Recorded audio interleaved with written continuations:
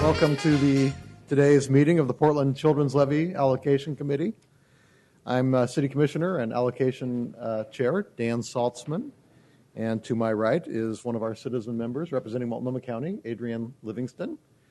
And to my left, I got that right, to my left is the City of Portland Citizen Representative Julie Young. Ron Belts, who represents the Portland Business Alliance, and Multnomah County Commissioner Deborah Kafori are not able to be at this meeting today. I'd also like to introduce the staff of the Children's Levy, Director Lisa Pellegrino,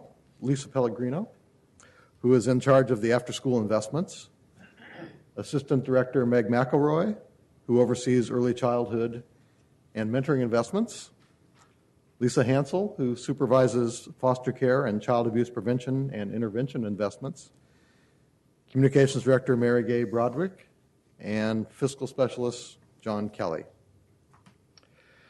So before every meeting, I always like to provide a little background on the Children's Levy for those of us who are maybe watching on Channel 30.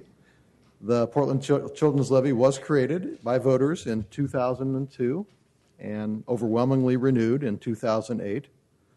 The levy provides about $10 million a year to support organizations reaching about 10,000 children and their families through programs in early childhood, after school and mentoring, child abuse prevention and intervention, and helping children in foster care succeed.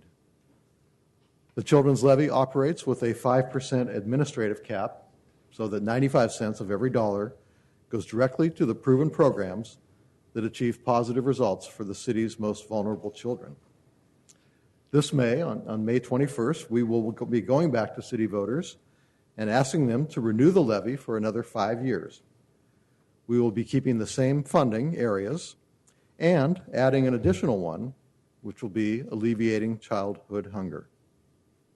If approved by voters, the new levy would begin in July 2014 after the current levy expires at the end of June of 2014. And we're pleased that we'll be able to do this and asking voters to renew it at the exact same tax rate that it is today. So we'll start our meeting today by approving or asking for approval of our meeting minutes of December 17th. I have a motion to approve. Second. Okay. All in favor, say aye. Aye. Aye. Okay, the meeting minutes are approved. And next, we always have an opportunity for public comment on any matter concerning the Portland Children's Levy. If there's anybody here who wishes to address us on topics in general. Yes. Why don't you please both come up and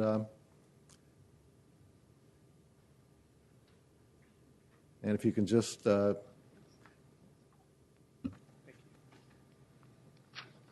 give us your names, and if you wish, if you're affiliated with an organization, you can give a plug as well. But otherwise, feel free. You have a couple minutes each. Okay, great. Thank you. My name is Matt Bartolotti. I'm the Chief Strategy Officer for Metropolitan Family Service.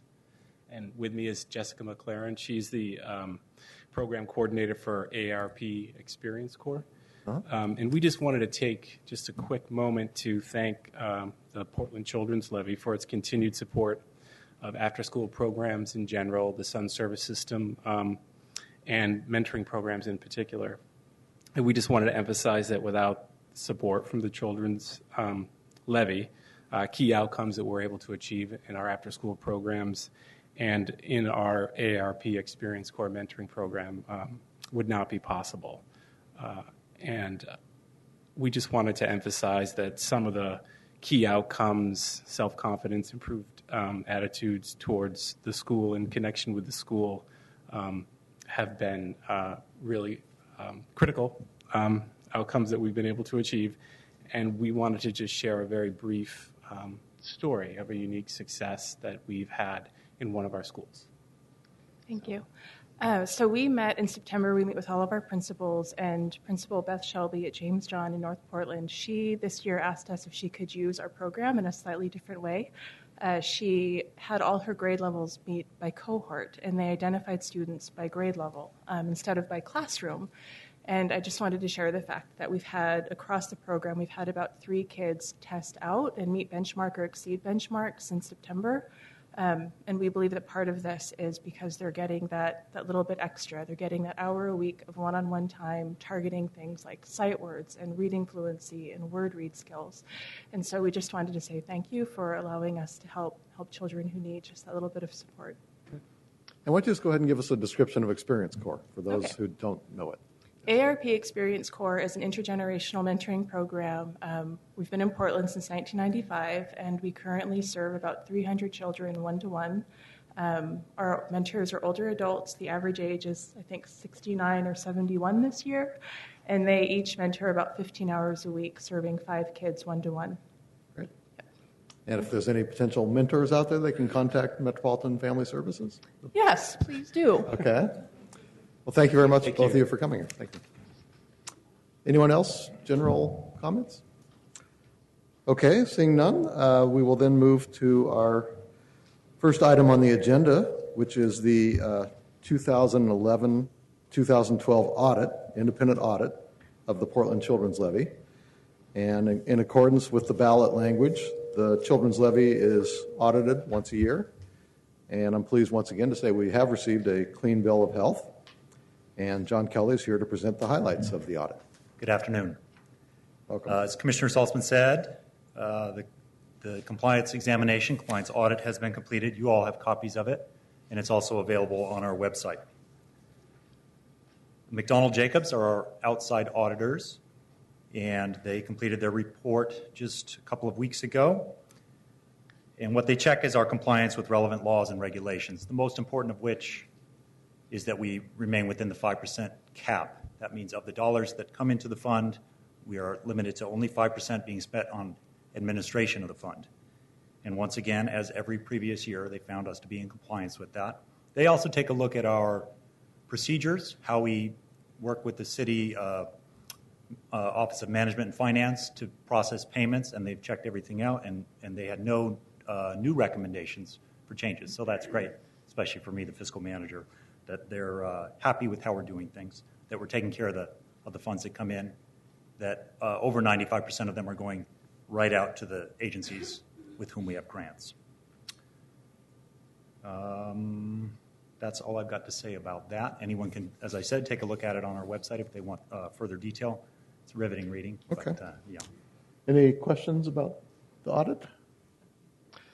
Okay, well, we have John here. This is a good time to segue to give us more details on future revenue projections for the 2013-2014 fiscal year, now that the city has more details to provide us. So, John, Exactly. Take it away. So the audit was for last year, fiscal year 2012 that just closed. I'm about to talk about revenue projections for next year, the year that begins July 1, 2013.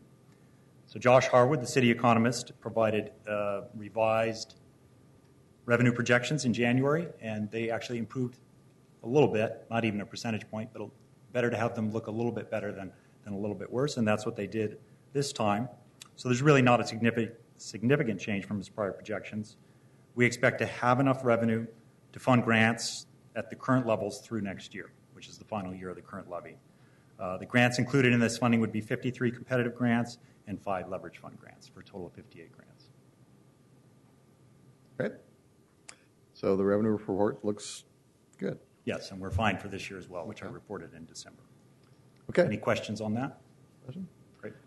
Okay, thanks, John. I was just, John, just before you, I just wanted to thank you and the staff for, obviously when any audit is done, I'm sure there's a little anxiety that's raised even when you know that you have done everything you can to make sure the books are in order. But I just wanted to make sure that we take this opportunity to thank you and the staff for doing that, because obviously this is important not only for our grantees but for the citizens of the city. Thanks. Thank you.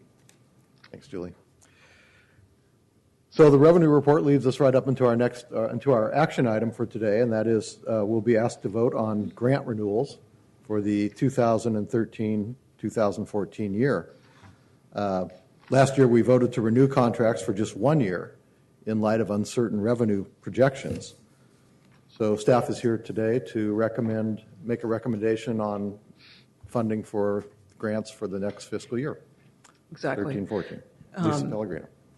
So as John just let you know, we have sufficient revenue to renew existing grants, which is, I'm sure, after last year is an enormous relief for everybody.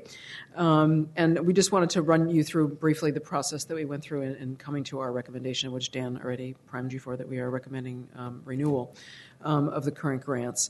What we do in order to come to this recommendation is we prepare a cumulative review of each grant, and we look at a bunch of different metrics. We have a data sheet that goes for each individual grant, as well as sort of a summary form that looks at data in the context of a program area, or in some cases a sub-program area.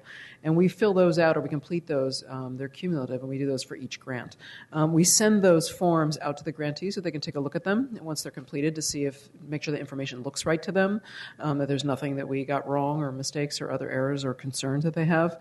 And then we finalize them, and then we prepared the grant performance summary that we sent on to all the allocation committee members.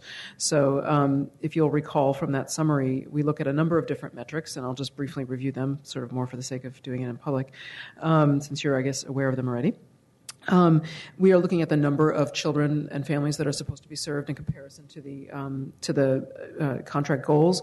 We look at the level of early exit, so that's the kids or families that might be coming in and participating only very briefly in the program, and obviously we want that to be small. We don't want that to be large. We're looking at the participation or the service utilization for each service that we're funding, and giving some kind of rating to that. We're looking at the number of outcome goals that they meet. Each contract has outcome goals, and we're looking to understand how many of them are met. We're looking at the staff turnover, and obviously we want that to be small if possible. And we're looking at the percentage of the grant funds or the budget that's spent each year. So those are the kind of the metrics at which we look at all grants across all grants that we make. And we track those variables on an annual basis, but we also track them cumulatively over time. So we're trying to average them over time to eliminate the influence of highs and lows on any given year, right? So sometimes something happens in a year, there's a changeover, a program moves from one agency to another, or something like that that may really influence one of those variables. So the advantage of averaging is that you kind of decrease the influence of that. So the little charts that you have in your packets are essentially a compilation of all those individual forms that we got for each grant. And we noted any concerns that we might have had in any of those metrics that I just read off to you. And after analyzing, any concerns we might have, we did not feel any of them rose to the level where we would recommend not refunding a grant for next year. So I'm not going to go through each one of those because that seems laborious. But I'd be happy to take any questions you have if you have any specific questions about any particular grants. But at this point, the staff's full recommendation is to renew all of our current grants for 1 more year. That's 1 more year of this current levy, okay, just so we're clear. And then if the voters reapprove, then that will be a whole other funding process happening in the future. So just so we're understanding what we're operating under here. But that is our staff recommendation. Any questions of Lisa? So you're recommending we renew all the grants at the current funding levels for 1 more fiscal year? Yes. I have to say yes, it is. I am very relieved that we don't have to go through the process that we did once before to actually have the recommendation be to renew. Very, very nice. Yeah. I had a feeling there was going to be a lot of complaints. No. I would just want to make sure that I know in your ongoing communication with grantees that in just a few cases there were instances where your notes indicate that there was something that was a small question and not to the level that would suggest that we wouldn't be reauthorizing the grant. But in terms of the information sharing back to the organization? Is that done just in conversation or more formally with a letter, or? I mean, how's that process? it's done throughout. So mostly, and any of these concerns that you would see noted on the chart likely would have been noted to the grantee in the report. So whenever a grantee files a report with us, which they do twice a year, I'm sorry, this thing keeps cutting out. They do twice a year. We have a colloquy that we go through with them. So we're checking all of these metrics that they're reporting on in any given report period. And if there's something doesn't look right or looks off or isn't explained, we're following up to understand what's the reason for that. Because sometimes there's a good reason as to why things are not going, so the way you anticipated, and sometimes an adjustment needs to be made within a contract obligation to account for that. And so we're always attuning to that process. And then as far as what gets sort of printed on that paper, that it has gone to the grantee. That is the stuff, the information that we are sending to them that they see ahead of time. So they have the opportunity to ask any questions. And, it's a complicated methodology of how we get to all these numbers, right? So we provide that to you, we provide that to them to remind them about how we're averaging all this information, how we're determining whether they fall into sort of an average range or if they're falling outside one of the parameters. So we kind of give all that information. And yes, they understand if we have a concern, and that, if there's any concern in any area, we're always working with the grantee to try to resolve what the concern is, or watching to see if it's improving, or if they're trying some new things they think will affect this variable, then we're watching to see what happens. So we kind of track that through a continuous process through our monitoring. So this is sort of the most summary look. We do a lot more detail, which obviously we're not going to bore you with that for each grant, but that's kind of how we manage that process, if that makes sense. Yes. Thank you. Sure. Well, great. So we need a motion to Yes. approve funding, a motion and a second. I move that we. Actually, if you keep one of those microphones off, too, that'll probably help. Key? I'm gonna Yeah. change it. Okay. Okay. I second. Okay, it's been moved and seconded to approve funding for the fiscal year 13-14 for all of our current existing grants. All in favor, say aye. Aye. Okay, it's unanimous. Excellent. Congratulations to our Paperwork will Grantees. commence. Congratulations to our staff for their good work. So the last item on our agenda is the second part of our annual data presentation with a focus on participation, outcomes, and staff turnover. So, okay, we're going to have Lisa, and Meg. So I think, it helps with the microphones if you can try to, So it's turn okay to off. have more than one on, but I think it works better if you're not using your mic to turn it off. To turn it off. Okay. In terms of the feedback. Yeah. We've been spending a lot of time in this room on budgets with those microphones, so Okay. they have their own personalities. All right, well, we will all endeavor to turn off while we're not talking. So we're going to kind of rotate. We're going to rotate around the slides so that we kind of do our own program areas and handle it that way. So I will, if everybody does that, hopefully it'll work and it won't cut out. Okay, so why don't we go ahead. So just so you know, this presentation is available on the website, or we'll post it right after this meeting. We'll post it up on the website, so you can get it if you need it for anything. And if anybody wants, a copy, that's how they should go about getting it. We didn't print them off for everybody because they're long. And that's portlandchildrenslevy.org. Yes. All right, so the first is just a reminder about why we do this. So again, we want to highlight what the levy's performance is overall. So we consider that part of our obligation to the public is to measure ourselves against what our goals are. We want to highlight that grantees are accountable, as kind of through the process that I just described to Julie. We have a lot of demands around accountability, and folks have to adhere to pretty high standards. And we want to highlight that that's happening because it's one thing to fund proven programs, but we want to make sure that they're proving up over time as well. And then last, we want to be able to use information to improve program delivery and administration over time. So those are we're sort of in that, to use the lingo of the cradle to career, we're in a continuous improvement process. And so we want to make sure that that's happening at all levels, right? That we're doing a better job administratively, and that grantees can use the information they collect to improve what they do. So that's kind of our overall purpose in doing this work. As you recall, in December, we looked at part one, which looked specifically at the characteristics and the numbers of the children that we served, and also looked at what our request for investment goals and how we did overall in relation to those goals. This part of the presentation is going to be focusing on a different set of data that we collect. One is around program participation. One is around outcome goals and performance, so how do folks do on those, and then on staff turnover. There are, if you print out this presentation, you'll see the notes there. We give you some parameters just to remind you of the pool of people that we're talking about here. We served over 17,000 children last year. More than half of them were low income. About a third were from homes where the primary language spoken was other than English, and 2/3 were children of color. So just to give you a reminder of who we're talking about when we talk about this, that's who we're talking about. Okay, we'll dive right into participation data to start. This is the third year we've collected this data, so this is in some ways, 3 years is kind of the minimum that you need to start making sense out of data, and ideally 5 is better. So this is we're kind of getting our bearings with regard to participation in terms of what we can reasonably expect from people. This data is relevant to program dosage. So it's one thing to have a great program, but if people don't actually come and get the full model of the program, they may not actually be getting the benefit of it. So that's what we're looking at here. We're trying to understand, are people coming enough that they're going to benefit in the way that we did when we did the research? It showed they should, right? So it's, as I said, important to affecting the outcomes. And how we use the information is a few different ways. So we want to raise awareness among grantees about the importance of this, right? So if you get people looking at it, they're paying much more attention to, how many times are people coming to this class or this group? And is there something that needs to be adjusted to make it better?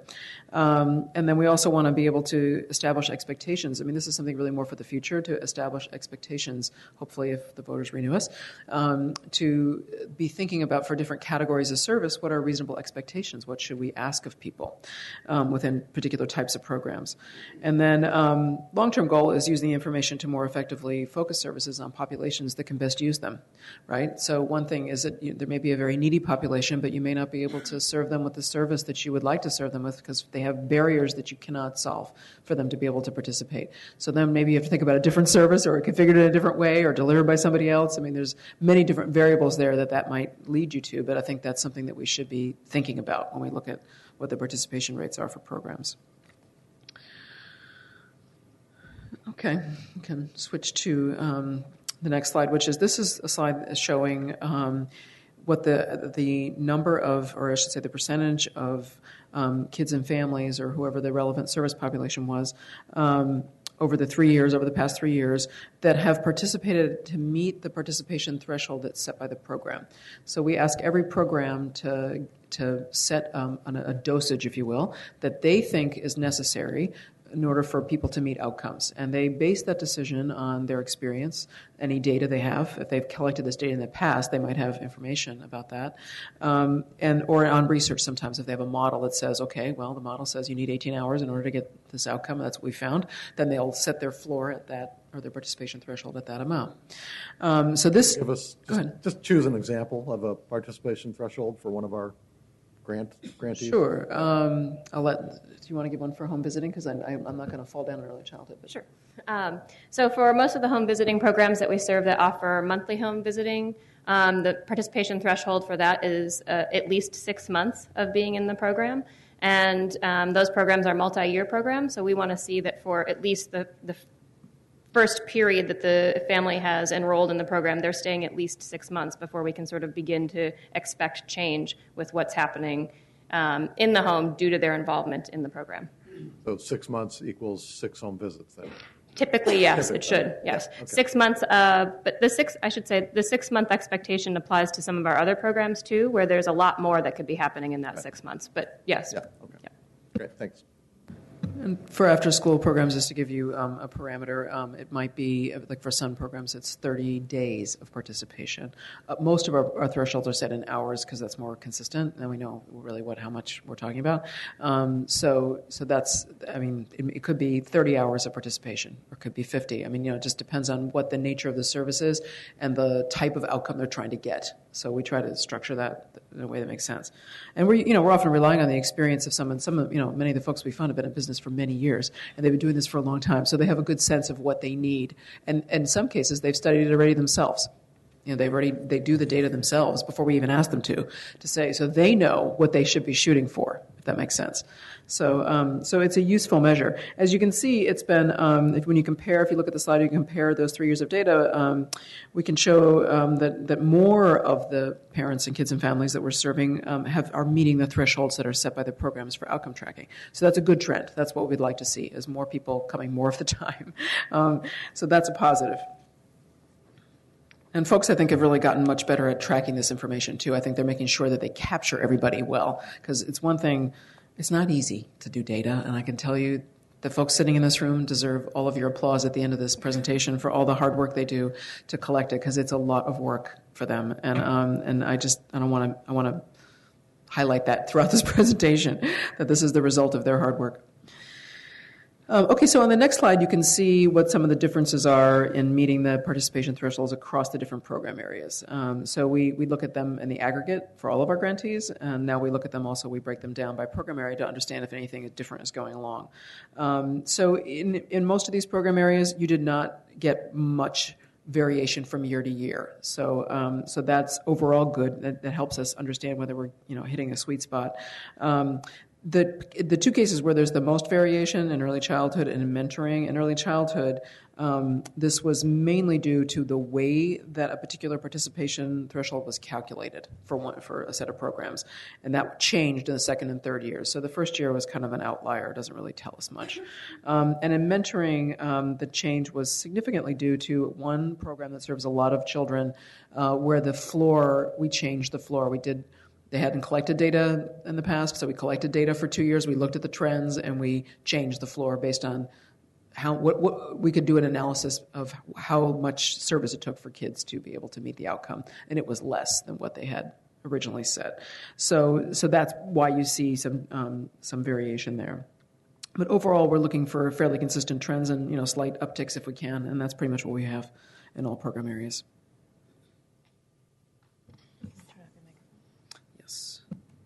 Okay, so the next few slides, we're going to get into more program area specifics on participation. So starting with the early childhood programs.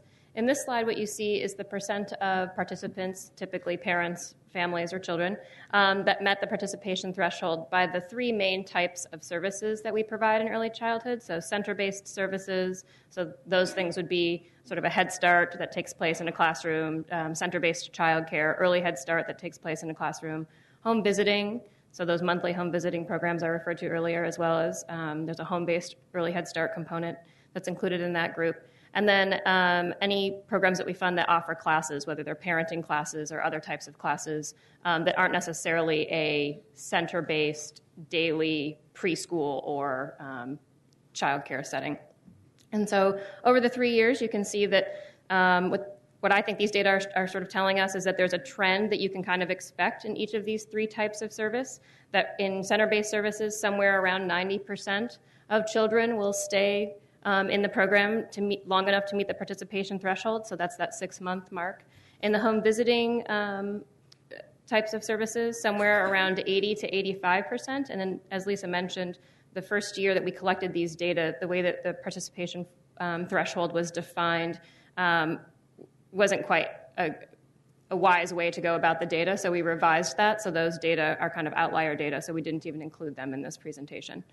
And then with classes, there's sort of less of a portion of a smaller portion, minimally smaller portion of individuals who met the participation threshold in that type of service. So essentially what it says is that we can expect sort of certain levels of participation given the type of service that we're providing in early childhood. And it's not surprising, I would think, to most folks that center-based services would have sort of a higher level of participation because it's essentially childcare, whether it's Head Start, preschool, or actual center-based childcare included in there. It's acting as childcare for a working parent, and those parents are taking their children every day because they need that service while they're at work. The next slide, we are looking at the percent of children who have participated in multi-year programs for various lengths of time for each of the past 3 years. So as Lisa said, we just began collecting these data 3 years ago. And the reason that we began collecting these data specifically was that there was a study that came out about the time that we began asking for grantees to collect participation data that indicated that participation in home visiting programs that are multi-year programs for at least 2 years and then proceeding to preschool for children from low-income families, that was as likely as helping them arrive at kindergarten ready for kindergarten as middle-income to higher-income families who had never had preschool or home visiting. So essentially families who have children who stay parent or another caregiver stays at home with those children. So we thought it was compelling to start looking at, especially for our home visiting programs, how many kids are staying for at least 2 years. And we don't yet have the data to sort of understand whether or not they're going on to preschool after those 2 years. But what we can see in this slide is that there is a greater portion of children staying in our multi-year home visiting programs for at least 2 years over time. And I think that's largely due to the fact that we've been asking people to pay attention to that and to try to enroll families with children who are younger and who have the ability to stay for at least 2 years, if not longer. So this is an encouraging trend.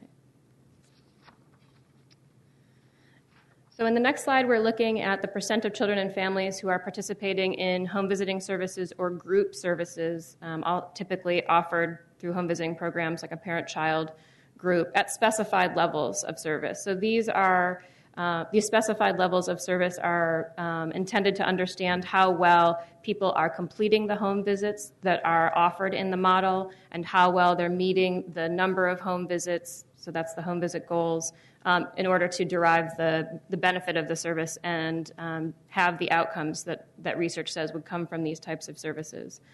The home visiting services, in those, home visits are a mandatory part of the service that's provided. Groups are optional to families, and so I think what you'll see in this slide is that while there's a significant number of families who attend at least one parent-child group that is offered in these services, there are only about a third of the families in the services who are attending half of the groups that are offered during the time that they're in the service.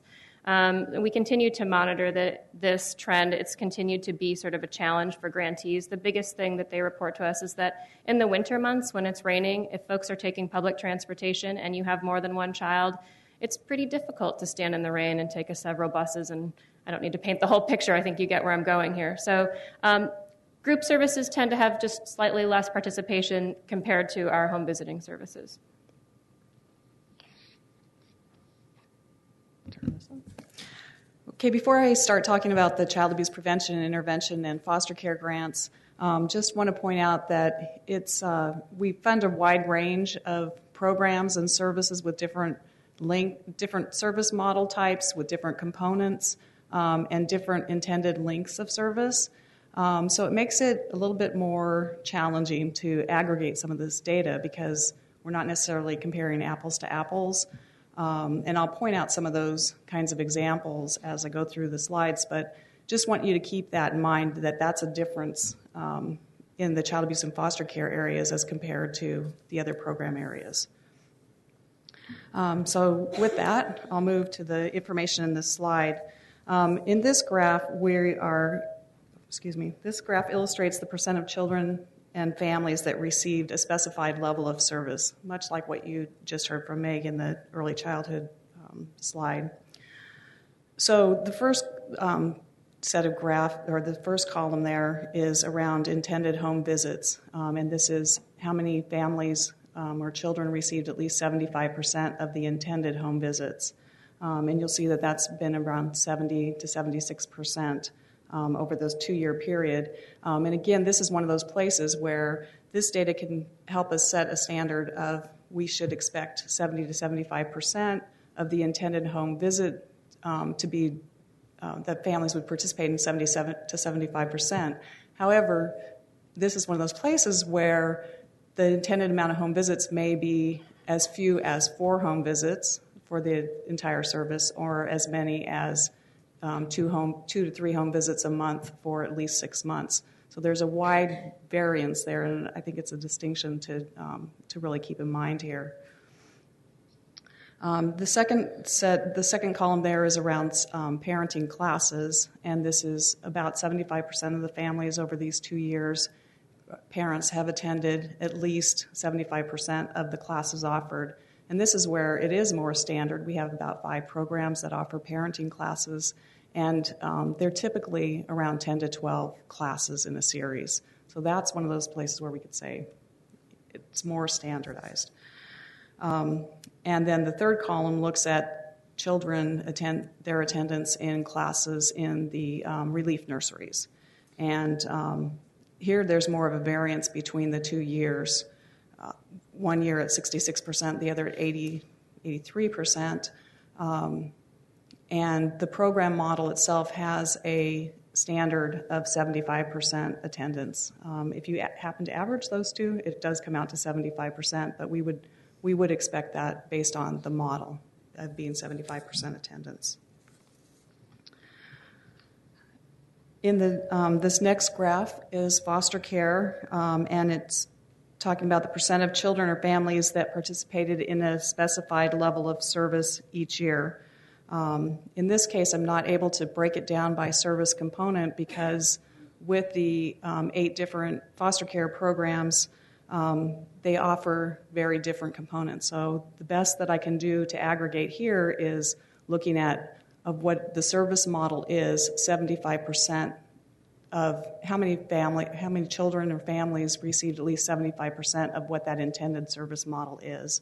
So that intended service model may be around therapeutic classes for children or home visiting for families that are working on reunification, or around school success for children, either after school or case management kind of support. And so you'll see that there was an increase, a significant increase between fiscal year 10-11 and 11-12 in the number of, or the percentage of children that received at least 75% of the service, from 46% up to 63% this past year. A couple things may be going on there. One, in that fiscal year 10-11, some of the data may not have been being entered or captured as well as it was this past year. And additionally, you'll notice that the percentage that received at least 75% of the intended service is less than what we saw in child abuse prevention and intervention and in some of the other funding areas. And I believe that could largely be due to the additional challenges that programs have in delivering services to children in foster care because of the challenges that the children have themselves, and just coordinating the logistics in getting services to them.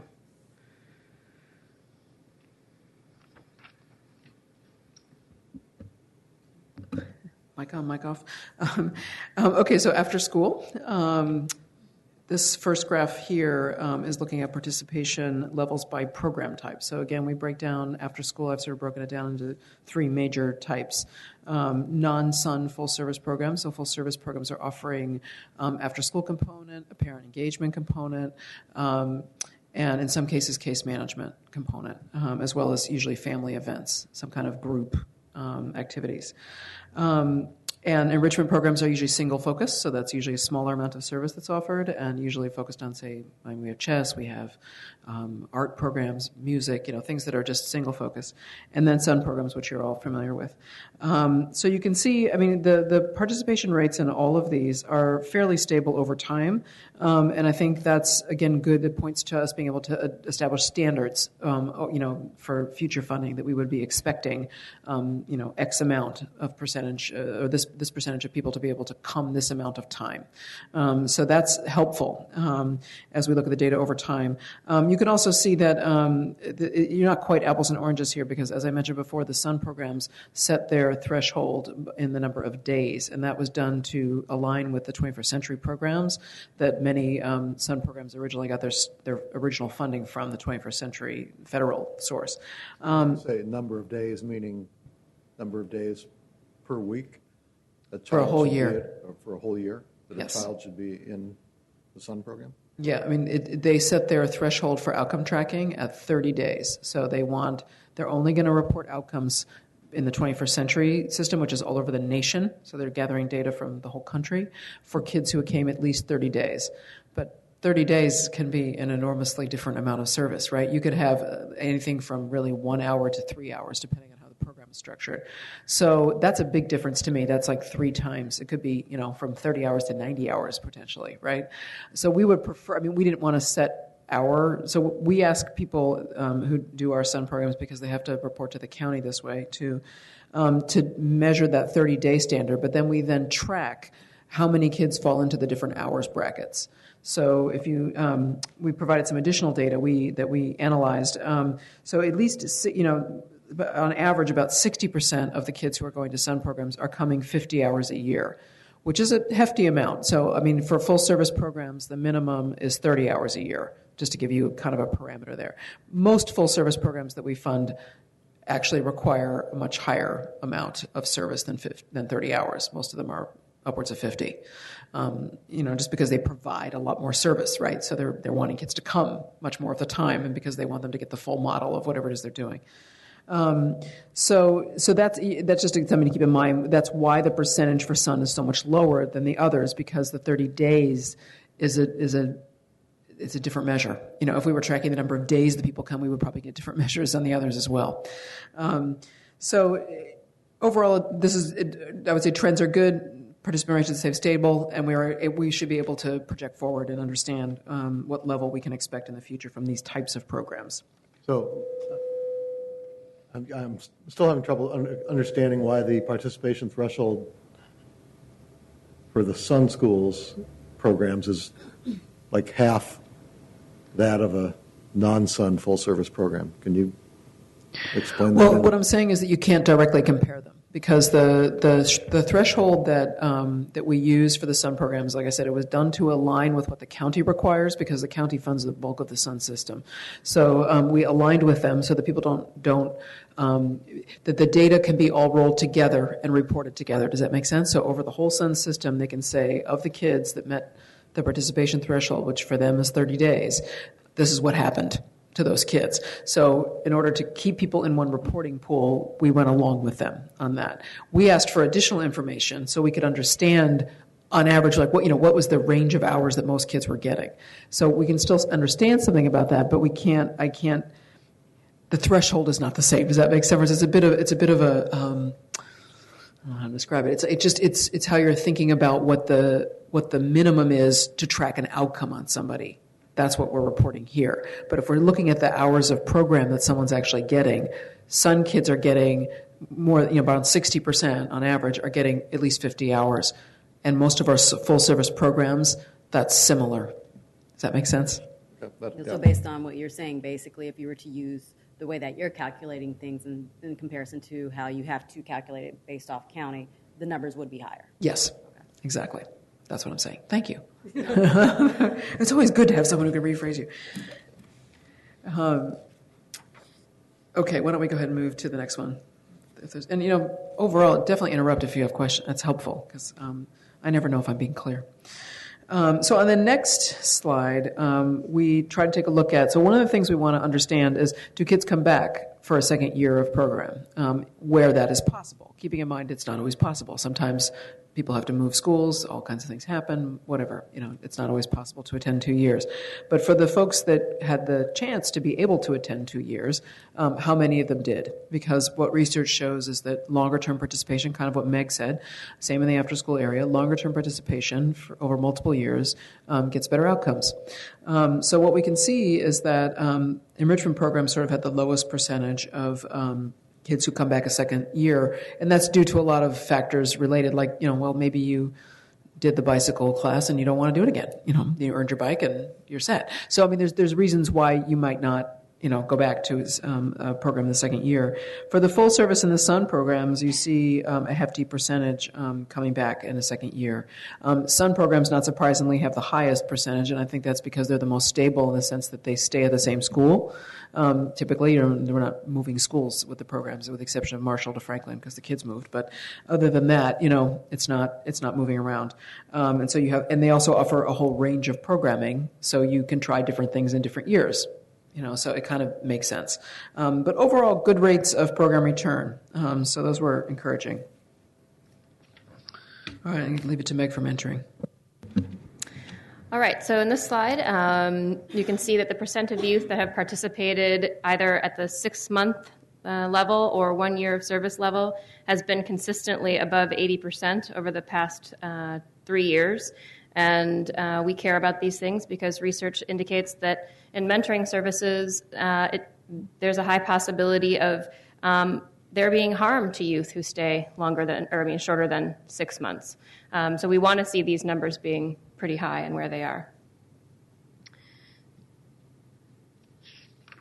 So we are going to look now at one other data point that's kind of the opposite of how long or what percent of our participants meet a certain level of participation, and instead what percent are kind of leaving our programs very quickly and very early.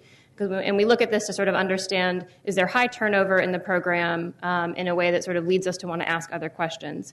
And the good news is that the percent of participants that exit relatively quickly after enrollment has been under, it's around 11% and is even down to 7% this past year. And so I think what this tells us is that there's a relatively small portion of children and families for whom this is a factor. Is this looking across all the programs that we fund? Yeah, this is levy-wide. So there are different rates by program area, and we didn't put that in that slide. I could tell you what those are if you wanted more specific. No, I just want to make sure I understand. Yep, levy-wide. I think it's important to note that why a family or child or student leaves a program early may have very little to do with anything that the program could control. There may be a crisis in the family. It may be just the wrong service fit for the child, the family. There may be housing or job issues that necessitate that family is moving elsewhere and needs to leave the program. So we are encouraged to see that these figures are what they are. So as I think both Lisa Hansel and Lisa Pellegrino indicated, one of the reasons we've been looking at these data over the past 3 years and what we hope to do with them going forward is to sort of help set some expectations perhaps in our next RFI and just down the road as we monitor programs about what are reasonable expectations in certain types of services within our program areas around participation. What can we expect to see a particular program have with regard to what portion of children or families or students attend a certain amount of time. So we've listed some examples there. For example, in early childhood, we've seen now a trend over the past 3 years that 90% of children should meet participation thresholds in center-based services. In mentoring, 85 to 90% of mentoring matches should last at least a year. So we might want to be thinking about those things as we're coming up into a new round of RFIs and asking potential... Explain RFIs. Sorry, yes, request for investment documents. The document that we publish soliciting applications from organizations for funding from the levy for these services. But we might want to be keeping in mind these types of findings to help set expectations for our request for investment documents so that we're asking applicants, how well do you track these data? How do you compare to sort of what we've seen in our field of grantees with experience, and how do you understand what's going on with your participation data in comparison to these types of trends? In the next section of the presentation, we'll be reviewing outcome data. For the areas of early childhood, child abuse prevention, and intervention and foster care, the outcome goal areas include child development, child health, child early literacy, parenting and family functioning, child stability and welfare, and school success. And in the areas of after school and mentoring, we'll be reviewing outcomes related to school attendance, school behavior, academic achievement, self-confidence, positive social behaviors, connection to school, and homework completion. But before we jump into the outcome data in each of these areas, I wanted to talk about some important limitations of the data. The data that we report are descriptive and not causative.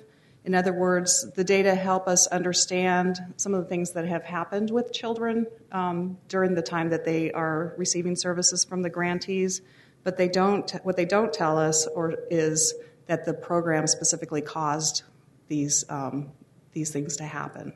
They also don't tell us that they didn't cause them to happen.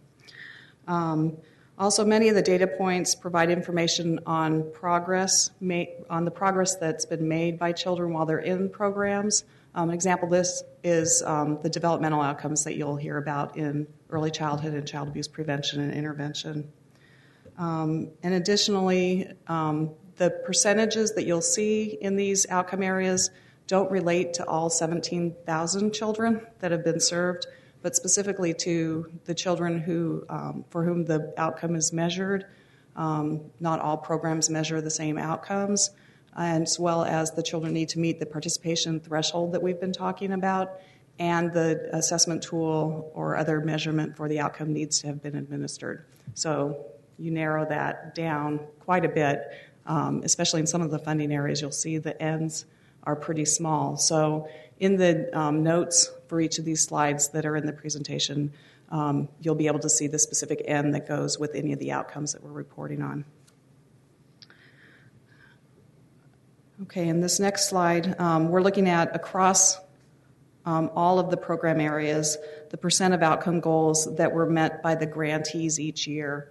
In each of our grant agreements, grantees are asked to report on typically 2 to 3 outcomes, some more than that. And so what this slide is showing in each of the years, the percentage of those outcome goals that have been set that have been met. So roughly 85% each year over 3 years. Again, some of the things to keep in mind that sometimes the outcomes that grantees select may not be appropriate for a variety of reasons. And additionally, some of the tools are more rigorous than others that are used to measure the outcomes. So it's a tricky kind of game, and the Levy has provided technical assistance over the last 2 years to all of the funding areas, with the exception of early childhood, which received technical assistance in previous years, to help them in assuring that the outcomes that they are setting are appropriate for the services that they are delivering, and that they have some reasonable tools to measure those outcomes, as well as setting some goals that are realistic given their past performance and what could be really expected for the children or participants that are being served. All right, so now we'll walk you through some of the more specific outcome goals that grantees met, that children met, that grantees monitored in our specific program areas. So first, in early childhood, the slide that we're looking at is showing the percent of children who were on track with age-appropriate developmental milestones each year in the past 3 years. And this is important to look at because children being on track with age-appropriate developmental milestones is a key component of kindergarten readiness. Monitoring their development over time is crucial to finding any or indicating if there's any delays or disabilities where the family would want to have early intervention or early childhood special education services for that child before the child entered kindergarten. So this is a key piece of work that our early childhood programs do to make sure that families and children get all of the supports they need in order to make that transition to kindergarten as smooth and successful as possible. An interesting thing to keep in mind as you look at these data is that they pertain to children who are in our programs for at least 6 months and for whom there were at least 2 screenings over 2 different points in time done. So roughly what these data have shown is that around 90% of children in our early childhood programs are on track with developmental milestones each year. The Center for Disease Control reports that the national prevalence rate of disability and delay in the population is around 17%. So these figures are just slightly above that. There could be numerous reasons for that, but one way to sort of think about it is that our programs are catching things early and helping connect kids with services that would intervene and help remediate anything that's going on and prepare them for successful entry into kindergarten. The other outcomes that we track in early childhood are done by programs pertinent to the types of services that they're offering. Early literacy, we look at reading aloud 3 times per week, as research indicates that that's a key predictor of early literacy skills. So 81% of families are reading with their children at least 3 times a week.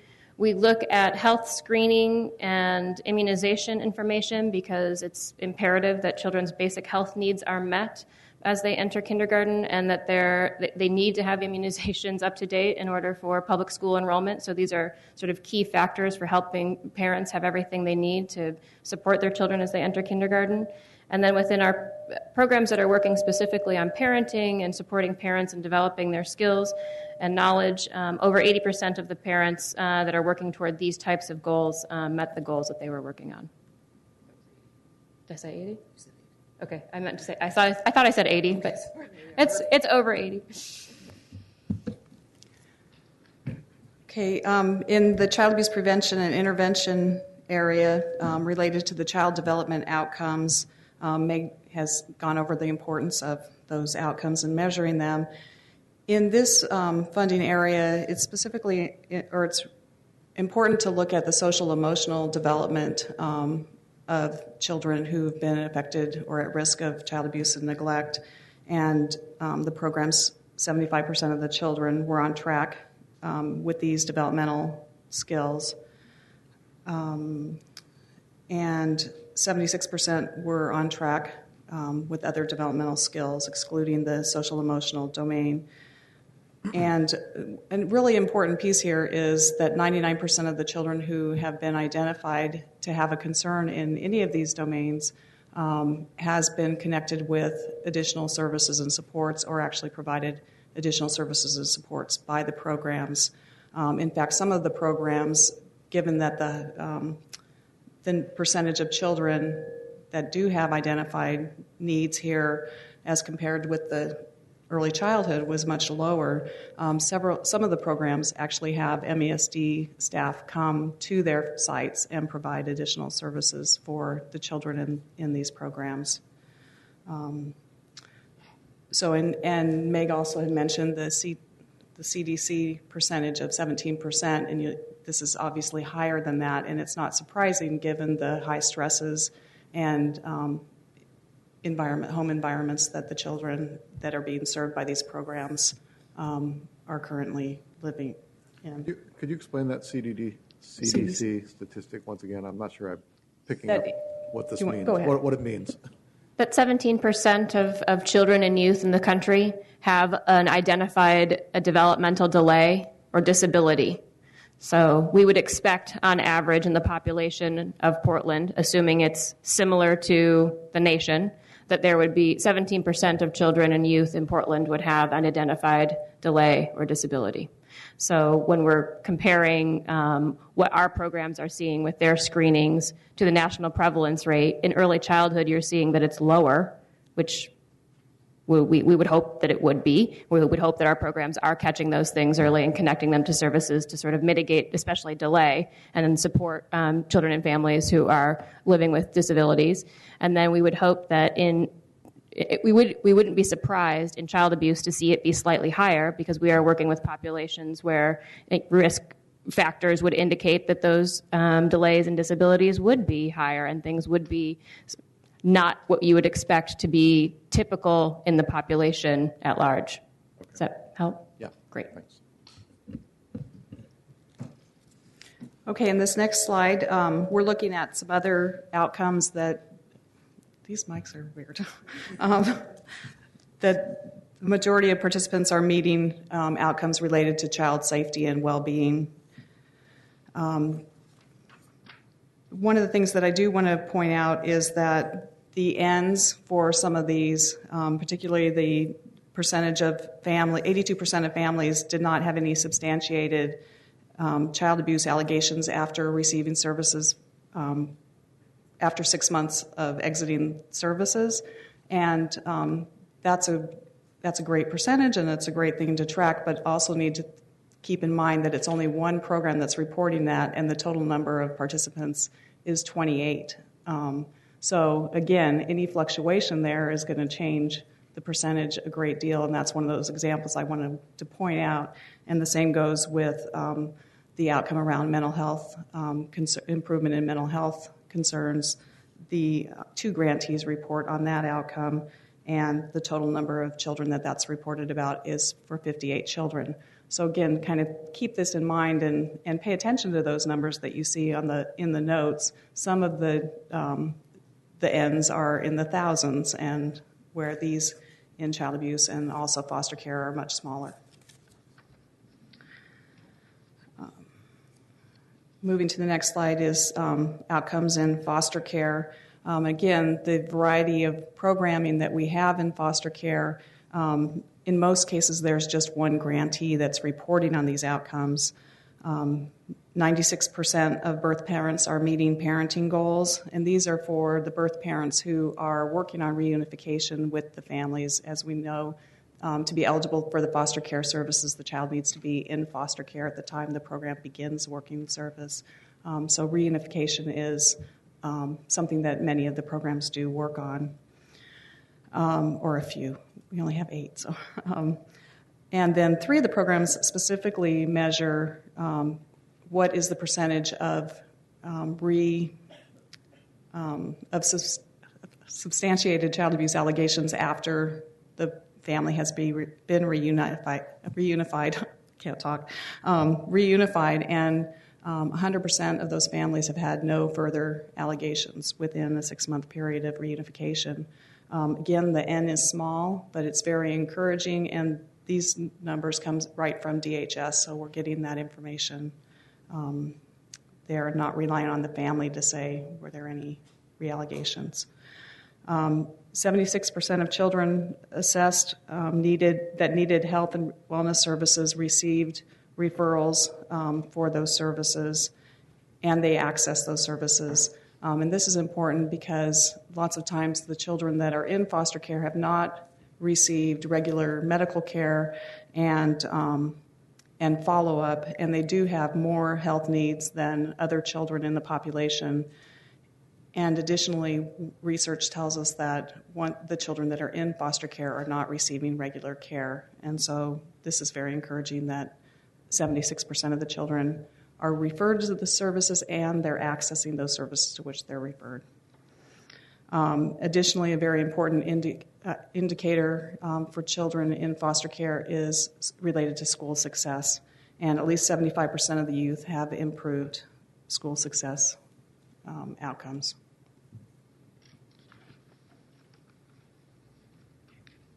Okay, on to after school and mentoring. Oops, thank you. Got to get in the mode. After school mentoring outcomes. So we look at a whole variety of outcomes, some of which we get data from school districts and some of which just the programs are collecting the data.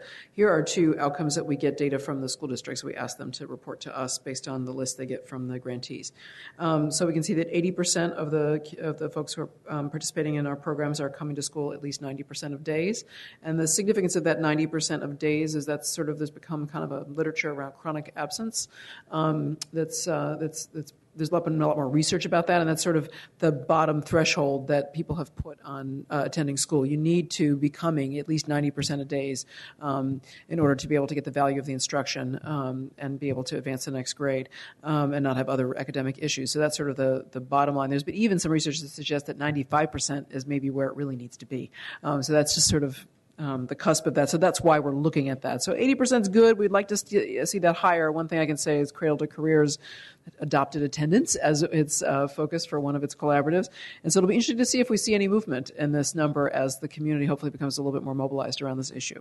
And then similarly, or I should say, well, whatever. Not similarly. Another outcome that we track is behavior. And the reason that we want to look at this, of course, is that folks who are not in school are not learning. So if folks are suspended or expelled, they're not getting the benefit of their education. So we want to see those decline. And this is held pretty steady over time. About 75% of the kids who had a suspension or expulsion in the previous year doesn't have one in the current year where they were participating in the program. And that is one of the things that many of our programs focus on, is being able behavior issues, things that interfere or cause you to be suspended or expelled are dealt with. So those are both encouraging results and have been pretty constant over time. So that's good. We're seeing programs achieve the same goals over time. Moving on to academic achievement. We look every year to understand how kids in our programs perform versus the kids in the districts. And I would say typically we see that the kids in our programs are performing lower than the overall district averages. And these are, just to be clear, so the combined districts, that's all of the school districts that are in the city of Portland. It also includes Centennial and Reynolds, which are not wholly in the city. So just so you understand that the pool is a little bit bigger than the city of Portland. But that's kind of the closest we can come in terms of cutting the data. So in reading... Why are our percentages lower than the combined district percentages? Typically, I mean, we're making an assumption here because we don't know for sure why. But the assumption is that we are specifically targeting kids of color and low-income kids who generally have poor academic outcomes, and we're trying to help them make progress and trying to close that achievement gap. So we want the services to be targeted on kids who are most in need, which this indicates to me, and given that these percentages have held fairly constant over time, there's been a little overall lowering of the number of kids or the percentage of kids meeting math and reading benchmarks over time because they've increased the score you need to get to meet the benchmark in both reading and math now over the last 2 years. So we've seen percentages for the whole districts go down, percentages meeting. So, I mean, you have to understand there's always there's moving targets here. So, then it might have said before 85% were meeting, but if they raise the score you need to meet, then that percentage goes down. So will there be, say, next year after collecting the data again from the Portland Children's Levy participants plus the combined districts at all, a graph that demonstrates if we are starting to meet or bridge that gap? Because I know with all hands raised and looking at the cradle to career, it's about increasing the overall goal for everybody, but it's also about diminishing and decreasing the gap of minority students, of low-income students, to also start, meeting their peers, their white students, having those same levels, but overall, everybody's still increasing. So will we be able to see in future, is there any headway to this with our participants? I'm going to leave that one to Cradle to Career to be able to show, because there's a lot of complications in that. And they've got a lot better data people over at PSU working on those kind of issues. There are many... There's a lot of things I could say about that. So, I mean, you have to remember, first of all, we're not necessarily talking about the same kids that participate. So it's not the same pool of kids that went to our programs in any given year that went to the programs in the next year, right? As we just discussed, it may be that they aged out of the program. It may be that the program's no longer at their school, so they don't have the opportunity. It may be, for instance, I went on and visited one of the SUN programs last week, and what he told me was that he can give each kid one term of SUN in order to be fair and get everybody an opportunity to participate. So there are 3 times as many kids who would participate for a whole year if they could, but they can't because there's not enough service. They can't have that many kids in the program. They don't have staff. So, I mean, you have to keep in mind all of these variables here in terms of what is your ability to impact academic achievement from the after school, this is after school and mentoring participants, okay? So they're looking, one of the things that Cradle Career is looking at is it's not just what the community's doing, but also what the schools are doing. So it's more of a combined collective impact approach, and they have the ability to disaggregate data because they're looking at individual data to be able to do that. We cannot disaggregate data because we don't have our grantees give us individual data. I get aggregate data, which doesn't require the same amount of privacy. You don't have to get the same kind of releases to do. So anyway, this is a long way of saying it's complicated, and I could look at them over time, but I'm not sure how much it tells us because you're not talking about the same people necessarily. When you're looking community-wide, you have more identity and it's a much bigger pool. So you see less spiking and changing. So yes, I think we should be looking at them to do that because they are situating themselves to do it. So that when they start to gather data, that would be something we could gloss over on this presentation and tell you community-wide what kind of progress are we making. Does that kind of get at your questions? Okay. Okay, so we also look at other outcomes that I would call more intermediate outcomes, things that people track to understand whether kids are making improvements that will eventually influence their ability to be successful in life. And so we're looking at things like self-confidence, positive social behaviors, things that, improving behavior that doesn't get you kicked out of school, those kind of things, attitude or connection to school, and homework completion.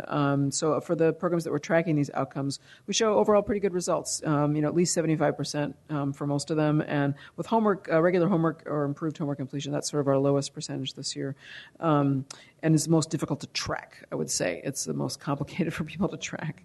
But still a good showing, again, for a population of kids that are pretty, significantly higher risk than the average population. Okay, that concludes after-school mentoring. Now to Meg for the last slide. All right, this is our last slide. So everybody who's sitting in the audience, I could have a little exhale. As to our board as well. So we look at staff turnover in the services that we fund to try to understand what it looks like and what it's telling us about what's happening on the ground with programs, and we try to kind of understand what it does in terms of impact service delivery. And in looking at the data over the past few years, you can see by each program area that it ranges somewhere between 10 to 30% of staff turnover in the levy-funded positions in our program areas. Levy-wide, the rate for the past 3 years has hovered around 20%. So some program areas have a higher turnover rate, specifically child abuse and prevention, intervention, and foster care. And in some ways, that's not surprising given the level of stress that is faced by the folks who work in those jobs. Any questions on that slide? And any other questions on the presentation? Because we are coming to the What end. would be an example of a levy-funded position in child abuse that turned over 30%? Or foster care, so I guess that goes to Lisa Hansel. Just an example. Just an example. Yeah. Well, this year there was more turnover in a couple of programs because of shifts to being merged with a different organization. 2 of our programs shifted, and so those changes.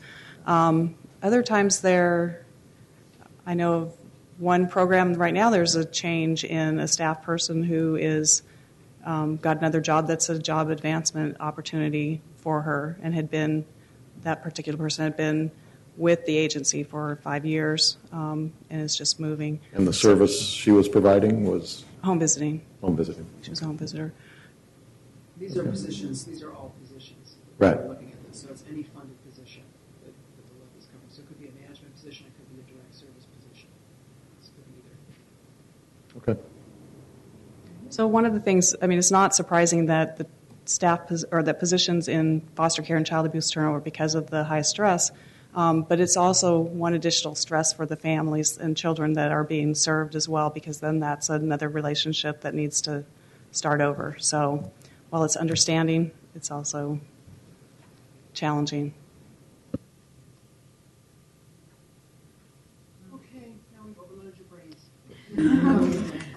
Put your microphone. Sorry, yeah, I keep forgetting. That completes the PowerPoint. Yes, that completes the PowerPoint. And if you have any questions that sort of come up afterwards, or you want to know any further information, we can do our best to provide it. And same with any folks listening. If you need any additional information, let us know. Well, certainly it's a wealth of information and data, so thank you for your hard work in collecting and analyzing that and presenting that to us. Thank the grantees, because they do a lot of hard work. And thanks to the grantees for all the hard work they do as well. Did anybody have any questions or comments? No, I certainly value this, and as I know you do, in terms of what it can inform us going forward, particularly, or not particularly, but one instance being, for example, that in the area of foster care, that we realize that there are some unique challenges there, but also, what can we begin to learn about 1 or 2 programs that seem to be able to navigate this a little easier, and not that they necessarily need the best program, but how can we then take that information and share that with other organizations in the community? Because, the need is just enormous. So I appreciate all the work, too, that the grantees do in collecting this, and I know it's not meant to be punitive or as a report card so much as we need this information, and I know that they understand that. So thank you for your work. Yeah, I would just echo what Julie just said. I mean, I get asked a lot about what kind of results we're achieving with the Children's Levy, and I know that that's something that voters will be asking themselves in a couple months as well. So this information really helps to flesh out just what kind of results, positive results, that we are achieving with their taxpayer dollars. So I would just add definitely kudos to the nonprofits that are addressing all the problems. It's not just the reporting, it's the fact that there are so many barriers that are out there, I think, for the nonprofit community, the lack of funding, not just obviously what we went through with the levy having to decrease funding, but just all the challenges that you're having to face in servicing the communities that we're servicing. So besides the fact that you do have to spend that administrative time to report, just kudos to you for the services that you're providing. Well, that is the end of this meeting, and we don't have a set date for our next allocation committee meeting, but it will be after the May 21st renewal vote of the Children's Levy, so probably June, and we will hopefully be on the heels of a successful renewal and talking about our plans for beginning a new funding cycle for the next 5-year life of the Children's Levy, which will start, that conversation will start in June, most likely. So thank you all for being here today. We are adjourned.